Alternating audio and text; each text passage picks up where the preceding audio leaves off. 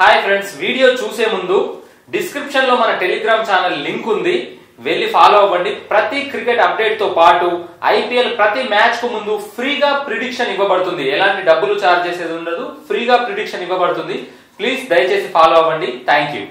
ఏంటి కోహ్లీ, హాలిడేస్ బాగా ఎంజాయ్ చేస్తున్నావా? మొత్తానికి కొడుకును కూడా లైన్ లో పెట్టేశావు. ఇక నీ వారసుడు వచ్చేసాడు. ఇక ఐపీఎల్ పైన కాన్సన్ట్రేషన్ చేస్తావని అనుకుంటున్నాను.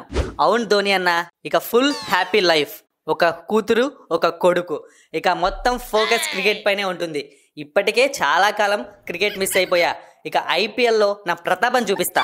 ఎందుకు కోహ్లీ అంత ఆశలు పెట్టుకుంటున్నావు? ఐపీఎల్లో నీ ప్రతాపం చూపించు. కానీ మొదటి మ్యాచ్ ఎవరితోనో తెలుసా? నాకెందుకు తెలియదు ధోని అన్న, నిన్నే కదా షెడ్యూల్ రిలీజ్ అయింది. మొదటి మ్యాచ్ మీతోనే సెంచరీ చేసి నా కొడుక్కి డెడికేట్ చేసేస్తా. నువ్వు ఈ మధ్య మంచి ఫామ్లో ఉన్నావని తెలుసు, కానీ చెన్నై సూపర్ కింగ్స్ తో మ్యాచ్ అంటే కొంచెం జాగ్రత్త పడాలి. అది కూడా చపాక్ లో జరగబోతోంది, తెలుసు కదా అన్న. చపాక్ అయినా చిన్నస్వామి అయినా ఇండియాలో ఎక్కడైనా అన్ని గ్రౌండ్స్ నావే. ప్రతి గ్రౌండ్ లో నా రికార్డులు ఉన్నాయి. కాబట్టి మీరే కొంచెం జాగ్రత్తగా ఆడితే బెటర్. మీ గ్రౌండ్ లో మీరు మ్యాచ్ ఓడిపోయి పరువు పోగొట్టుకుంటారు. చపాక్ లో చెన్నై ఓడిపోవడమా? ఇప్పటి వరకు ఉన్న అన్ని ఐపీఎల్ టీమ్స్ లోకెల్లా హోమ్ గ్రౌండ్ లో బెస్ట్ విన్నింగ్ పర్సంటేజ్ మాకే ఉంది. మమ్మల్ని చపక్లో కొట్టాలి అంటే అంత ఈజీ కాదు కోహ్లీ. ధోని అన్న, నాకు తెలుసు, అన్ని రికార్డులు తెలుసు. చెప్పాను కదా, మీకు మీ టీం రికార్డ్స్ ఉంటే నాకు పర్సనల్ రికార్డ్స్ ఉన్నాయి అన్ని గ్రౌండ్స్లో. ఆర్సీబీ మొదటి మ్యాచ్లోనే ఛాంపియన్స్ని ఓడించి ఈ సంవత్సరం ఛాంపియన్స్గా నిలుస్తాం. కప్పు కొట్టి తీరుతాం. అబ్బో, ఫుల్ కాన్ఫిడెన్స్తో ఉన్నావు, ఫుల్ జోష్ మీద ఉన్నావు. చూద్దాం మరి ఏం జరుగుతుందో. ఇంకెంతో టైం లేదు. ప్రాక్టీస్ మొదలు పెట్టారా మీరు? అవునన్నా, క్యాంప్ డేట్ కూడా వచ్చేసింది. ఇక త్వరలోనే మేము ప్రాక్టీస్ మొదలు పెడతాం. నేనైతే ఒక వారం ముందే ప్రాక్టీస్ మొదలు పెట్టా.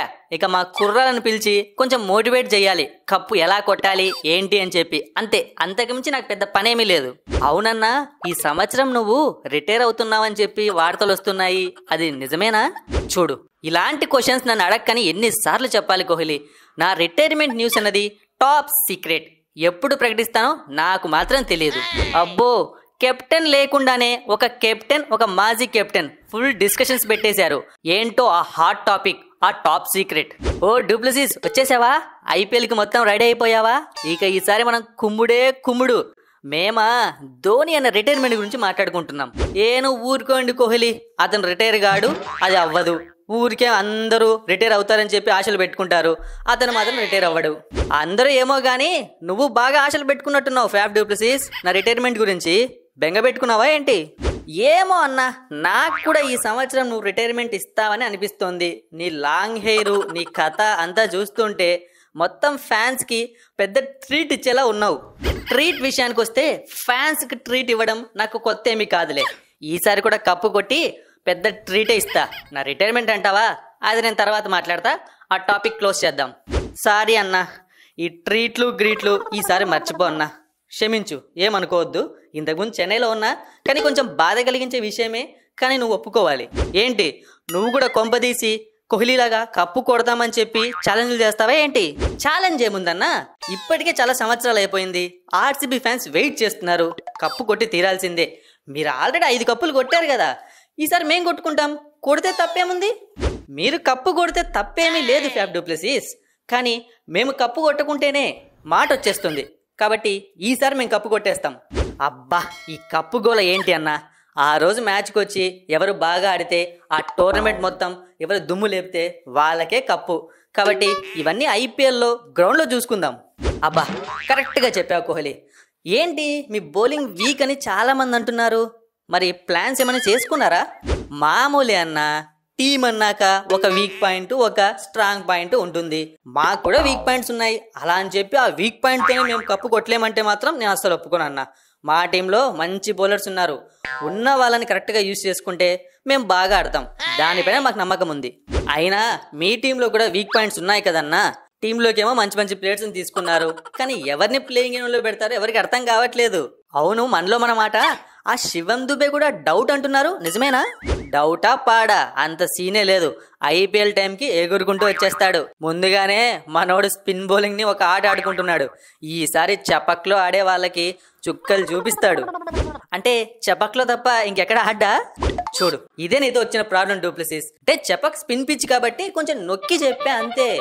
ఏ గ్రౌండ్ లో అయినా స్పిన్నర్స్ బౌలింగ్ చేస్తే శివం దుబే మామూలుగా బ్యాటింగ్ చేయడు.